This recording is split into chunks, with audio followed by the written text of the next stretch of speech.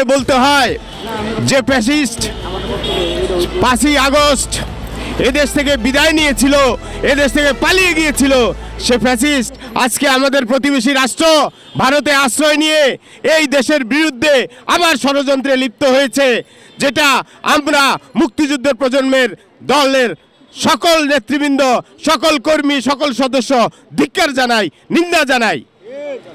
আজকে যে ষড়যন্ত্র বাংলাদেশের বিরুদ্ধে করা হচ্ছে, এই 20 কোটি মানুষের বিরুদ্ধে যে ষড়যন্ত্র গত 17টি বছর করা হয়েছিল, তার মুখোশ উন্মোচিত হয়েছে।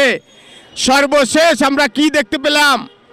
একটি ধর্মীয় উগ্র ইসকনের মাধ্যমে এদেশে একজন আইনজীবীকে প্রকাশ্যে দিবালোকে কোর্ট অঙ্গনে, যেখানে যে প্ল্যাটফর্মে সে দিনরাত্রি ঘুরে বেড়ায়, যেখানে সে বিচার বিভাগকে সহায়তা করে, সেখানে তাকে নির্মমভাবে খুন করা হলো। আমরা ধিক্কার জানাই।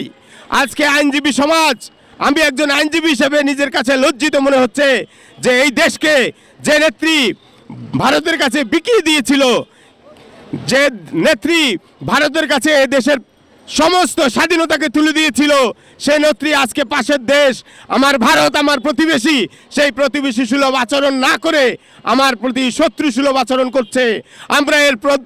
আমরা এর তীব্র নিন্দা জানাই। সাথে সাথে বলে দিতে চাই, এ ষড়যন্ত্র কখনো এদেশের মাটিতে আমাদের এই স্বাধীনতা কখনো বিফল হবে না। এদেশের মানুষ যেমনি 71-এ আমার বাবা যেমনি যুদ্ধ করে স্বাধীনতা এনেছে, আবার এই স্বাধীনতা রক্ষার জন্য আমরা সন্তানরা, আমরা বীর সন্তানরা এদেশে দাঁড়িয়ে আছি।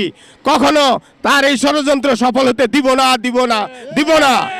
সবাইকে ধন্যবাদ জানিয়ে জাতীয়তাবাদী মুক্তিযুদ্ধের প্রজন্মের আজকের এই সবার সকলের পক্ষ থেকে সফলতা কামনা করে এখানে আমার বক্তব্য শেষ করছি। বাংলাদেশ জিন্দাবাদ, বাংলাদেশ জাতীয়তাবাদীর প্রজন্ম জিন্দাবাদ। ধন্যবাদ।